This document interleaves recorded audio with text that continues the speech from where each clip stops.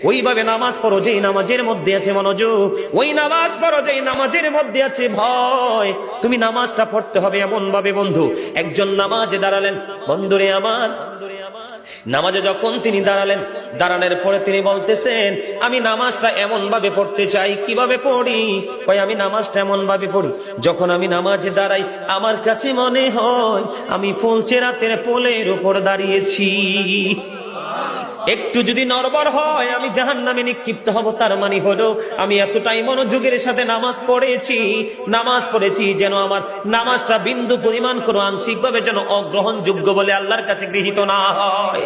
তিনি বলতেছেন আমার কাছে মনে হয় রে এটা আমার জীবনের শেষ নামাজ।